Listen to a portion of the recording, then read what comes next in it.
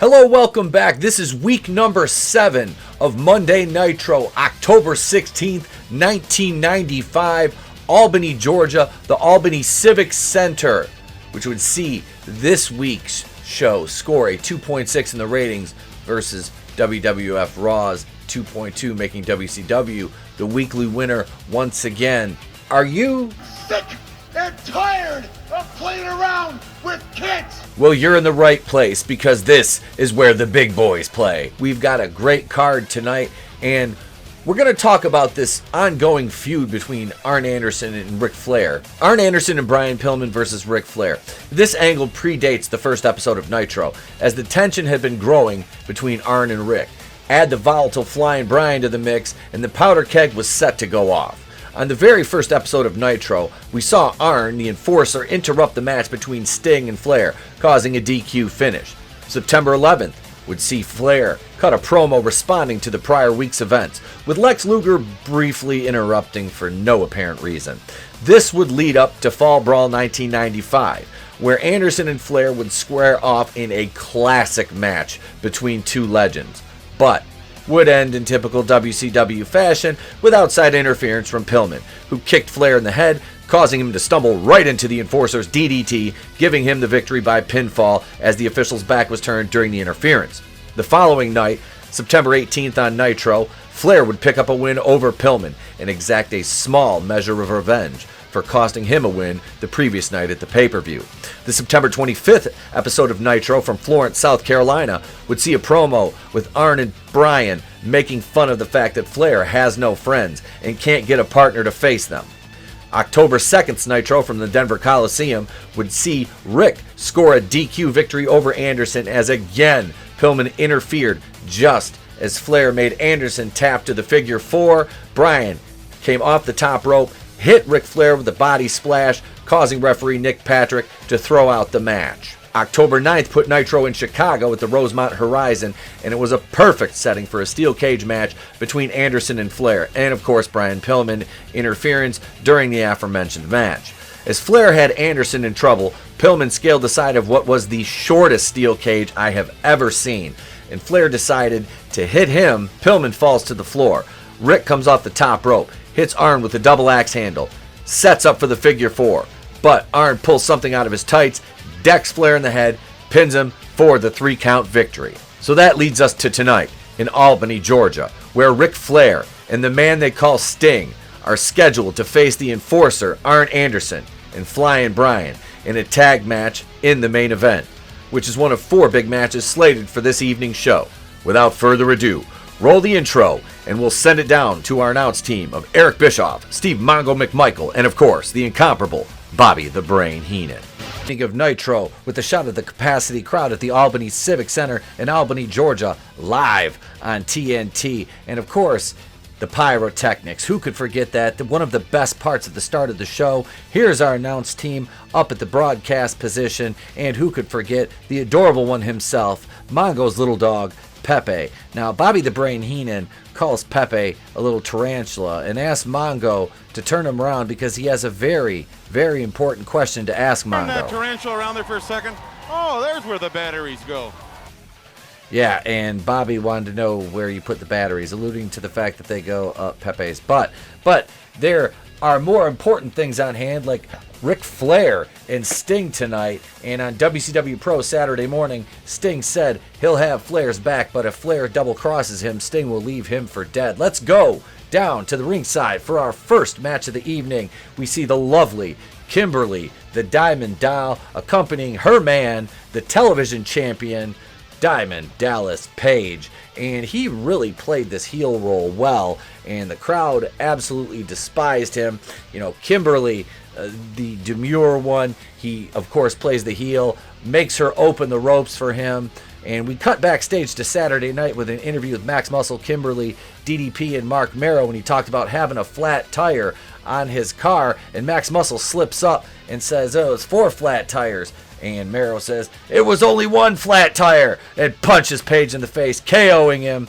So that sets up for this match right here. Here comes the Wild Man himself. Well, that would be later on in WWF. Johnny B. Badman alert. Here he comes down to the ringside. I always thought he was one of the most underutilized wrestlers. He makes his entrance, and Page doesn't like being upstaged by anyone, let alone his opponent. So Johnny B. Bad takes the ring. DDP, we can see him in the corner loading up with the belt. Bad's got his back turned. Page runs across the ring. Bang! Smashes him in the back of the head, KOing him. Nick Patrick immediately throws the match out. Page kicks the lifeless body, lifts him up. He's going to punch Bad. Nick Patrick stops him. Kimberly distraught in the corner. Can't believe what she's seeing. Page grabs the bad man's, confetti gun, runs to the corners, kind of playing it up. The crowd hates it, of course. Kimberly on the apron beside herself. And then DDP lays down, counts the 1, 2, 3 himself, fires off the confetti gun. Mark Merrow wins by DQ. Page retains his title. Kimberly is distraught. DDP, of course, preens to the camera. Johnny B. Bad is your winner by disqualification. Eddie Guerrero vs. Chris Benoit is set for after our first commercial break. We get a quick Halloween Havoc promo coming up on October 29th. The following contest is a singles match, and it was a match that you would love to see many, many times over and over again in WCW and WWF. Eddie Guerrero. Yes, in his third stint with WCW at this point, this would be the one that would stick. As we said before, he kind of worked a few job matches, did a few tag things here and there, and his opponent, of course, for this evening, none other than the Rabid Wolverine himself, Mr. Chris Benoit. So, like Eddie and Dean Malenko, Chris Benoit was a seasoned competitor, and he spent a ton of time during the course of 1994 as well as 1995 wrestling for Extreme Championship Wrestling. He would win the promotion's tag titles with Dean Malenko in February. Here we go. These two are ready to get it on. They go in, shoot the tie-up, collar and elbow, leads to a stalemate. Circle back, size each other up. Get ready. They shoot in again. This would lead to a Chris Benoit arm drag takeover on Guerrero. Third time's the charm. Eddie goes in for the tie-up, shoots a side headlock on Benoit. Benoit backs him into the ropes, shoots the Irish whip, which will lead into a drop-down shoulder tackle spot. Also, Guerrero will get a pin attempt out of a wrist lock for 2. So, out of that pin attempt comes this spot, which is a whole bunch of Hurricane Ranas, head scissor takeovers, which will lead to Chris Benoit powdering out of the ring. Guerrero loads up and says, "Nah, I'm not going to give you a break on this one." Guerrero sees Benoit is still hurt, goes for all or nothing, fake out. Botch though. Benoit continues to sell on the outside against the railing. Guerrero waits for his spot, gets up top, sees Benoit turn in, goes with the flying high cross body, drops Benoit down. Now, Chris tries to get back in the ring. This leads to a suplex reverse spot. There's a couple reversals here as Benoit flips Eddie. They both go over the ropes and eat shit. Eddie tries to toss Chris into the ring post. Chris does hit face first, but when Eddie tries to counter and follow with a clothesline, he hits that shoulder, and Benoit smells blood in the water like the shark he is. Chris Benoit, being the technician he is, continues to work that arm of Guerrero's. You see a beautiful belly-to-back suplex, drop right on the arm. Guerrero writhing in pain. Benoit, blood in the water. Like I said earlier, the man's a shark, not the big fat shark. But here we go with an Irish whip spot out of the corner. Guerrero, sternum first into the turnbuckle, turns around, feeds, drop kick right to the shoulder. And this is a beautiful move. Northern Lights suplex with one arm behind Guerrero's back, executed right here, directly onto that arm and shoulder. Guerrero in pain. Chris, not done yet though. The Wolverine goes after him again, locks in a suplex, shades of the Dynamite Kid right here with that snap suplex. Now, Irish whip again by Benoit leads into a deep arm drag takeover by Guerrero. Also, Tornado DDT leads to a 2 count, but no, Benoit gets the foot on the ropes. Eddie, writhing in pain, brings Benoit to his feet, loads him up for an Irish whip. Benoit counters, reverses into a vicious short arm clothesline. Benoit goes right back to work on the arm, setting up for another belly-to-back suplex with a hammerlock, but Eddie in midair reverses it into a pin attempt. Eddie Guerrero just hit a big vertical suplex on Chris Benoit, got him laid out. Eddie figures, now is my chance. He calls his shot. He's going up top. You know what happens when you call your shot, though, folks. Guerrero goes for the 5-star frog splash, eats knees. He's down. Double down. Both men laid out. Benoit gets up, regains the advantage, hits a powerbomb, looks like it should have killed Guerrero, gets a 2 count only, according to referee Randy Anderson. Eddie gets back up with that injured arm, punches Benoit in the side of the head, but in the process, that arm is so injured, Eddie can barely stand the pain. Benoit comes up behind, full Nelson suplex, 1, 2, 3. Here's your winner, Chris Benoit. This was a great match, a lot of high spots, definitely one of the highlights, if not the highlight of the night. Eric Bischoff states that Eddie Guerrero and Chris Benoit have been signed because WCW, working with International, is trying to establish a cruiserweight division, but let's send it down to the ring. The Mean Gene, the Giant, is here. You can call 1-900-909-9900 to find out which WWF official left the company over the weekend and how one of their superstars got into a fight with a fan in the parking lot and lost, of course. These two events were Bill Watts leaving the company and Shawn Michaels getting his ass beat by a U.S. Marine in Syracuse, New York. But Mean Gene is here, not to shill for the hotline, but to interview the Giant and Kevin Sullivan. Sullivan, the Taskmaster, states after Halloween Havoc, the Hulkamaniacs will have to switch their allegiance to the Dungeon of Doom. Giant, who appears to have some nerves for the first time in a live promo, lays a warning down, lays the gauntlet to Hulk Hogan. He plans to throw him off the roof during the monster truck match.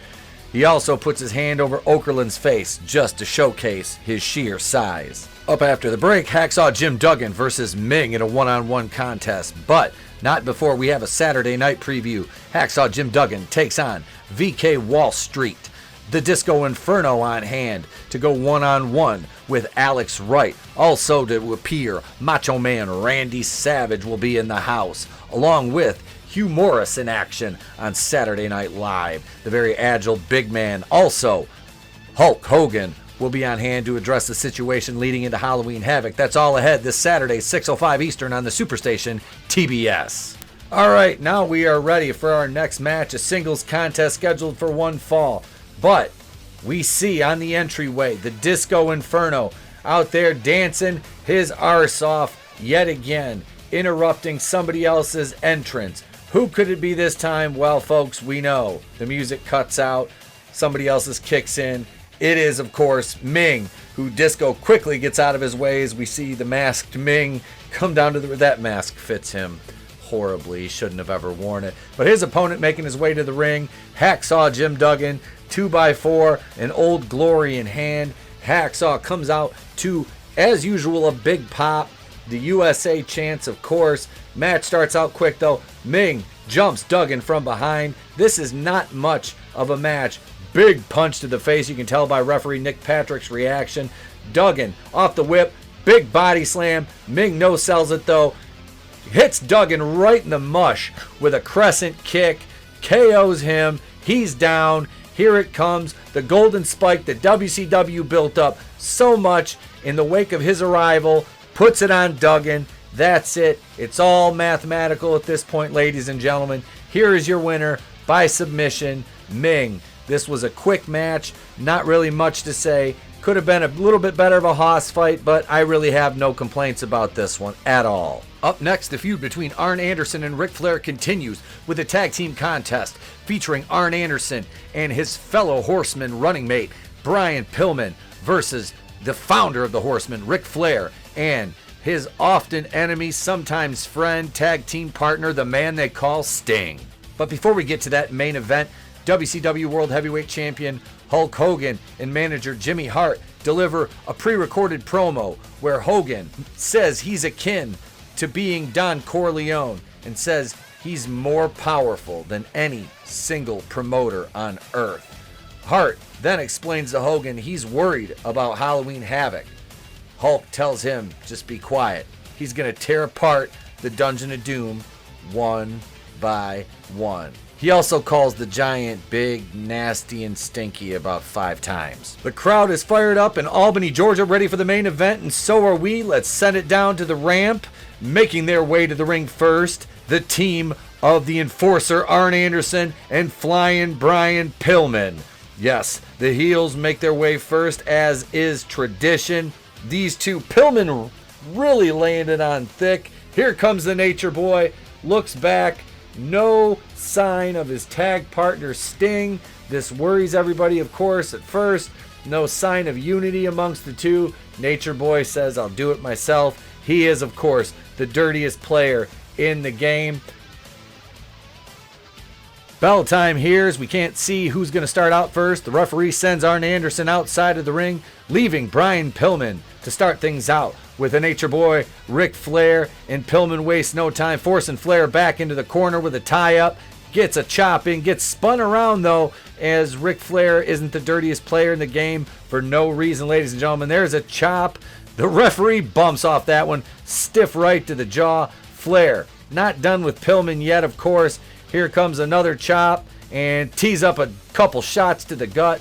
Then Rick gets worked back into Arn and Pillman's corner and just goes nuts with chops, punches, styling, profiling, getting the crowd into it. Yes, the Nature Boy approves of this message. But that would be short-lived, though, as he squares off against Flying Brian. Pillman, though, and the lockup, couple kicks to the gut, chop to the back, Flair out to the outside. He eats shit. Arn comes after Rick, gets chopped completely off his feet. Pillman tries to come out and catch Flair off guard. He gets tossed over the guardrail, neck first. He's down. Flair gets back into the ring, ladies and gentlemen. Both opponents are down the outside. What do you think Ric Flair is going to do? Little styling and profiling, of course. Woo! Arn, his first time in the ring as legal man during the match, squares off with Flair. Tie up, of course. That's how we start. Flair takes Arn back into the corner, and here we go. Chop, kick, another chop, and Irish whip time, ladies and gentlemen. And Arn fired into the ropes by Flair, and big elbow to the back of the neck. Down goes Rick. Rick blocks Arn's knee drop, though, and reverses it into this big figure four spot that he ends up locking it on Pillman. Despite having the 2-on-1 advantage, Arn and Pillman not really able to capitalize. Arn takes Rick headfirst into the corner. This leads to a great veteran spot by Flair. Gets the advantage. Another Irish whip, but just like the match that happened at Fall Brawl, kick to the back of the head. Instead of a DDT, spinebuster by Anderson. This goes into the double down as Arn's going for the tag to Pillman, but the crowd raises up, and who's making his way to the ring, ladies and gents? Sting begging for that hot tag. Begging for it, ladies and gentlemen. Sting finally makes his way down to the ring as Pillman works Flair over in the corner. You know this isn't going to last. Irish whip by Pillman as Sting looks on. Flair gets ready to go for the ride. And veteran move holds the ropes. Pillman goes down. Flair bumps. Double down number 2. Sting weight pounding on the turnbuckle. Sitting in the corner. Who's going to get there first, ladies and gentlemen? Do I even need to say who's going to get there first?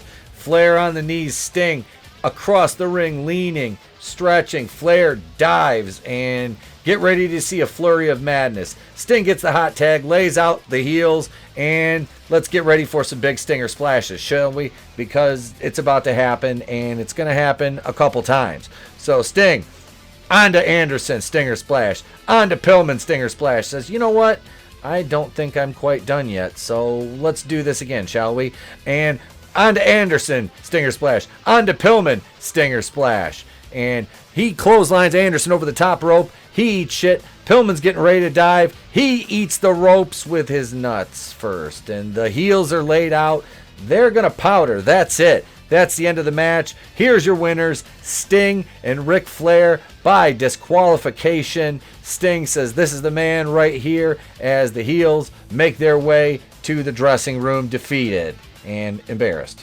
The hardest working man in wrestling, of course, Mean Gene Okerlund, is in the ring, ready for a post-match promo with Sting and Ric Flair. Sting tells Flair, I wasn't sure if your heart was in it. I wasn't sure if you were being honest with me, but I saw you come down here 2-on-1 in front of everybody, and you had heart, and you had guts, and you give me a high five. Give me a high five right now. You want the Stinger's hand? High five me, and at Halloween Havoc, we're going to kick their butts. Yes, Flair agrees. He and Sting form the pact. Halloween Havoc, Stinger and Flair versus Anderson and Pillman to settle it all, ladies and gents. Eric Bischoff very enthusiastically talking about Sting and Ric Flair working together. It's about time. Mongo doesn't seem that surprised. Bobby Heenan, though. Bobby Heenan seems very annoyed. He was a Ric Flair fan, but when Flair and Anderson parted ways, now he's kind of leaning towards, obviously, Arn Anderson because he's the heel. Bobby. But a slap on the back is only 12 inches from a kick in the butt. So Bobby giving out that wisdom, and Eric Bischoff just looks like, what the hell is happening? Get your panties out of a bunch over there. Mongo going at Bobby. Bobby looks at Mongo. Bischoff's in the middle. Bobby's trying to come up with a comeback. Mongo plays to the camera real quick, and Bobby says, Step outside with me. and Bischoff is like, okay, all right, we got to end. Let's promo next week's show before Mongo kills Heenan. Next week, Nitro.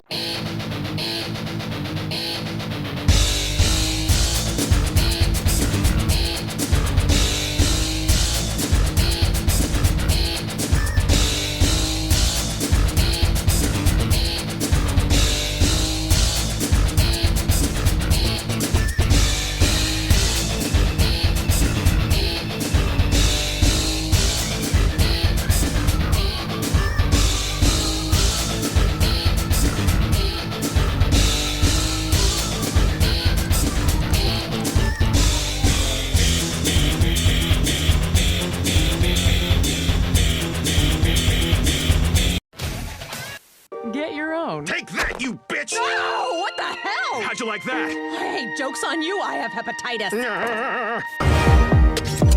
Boom! I could do this all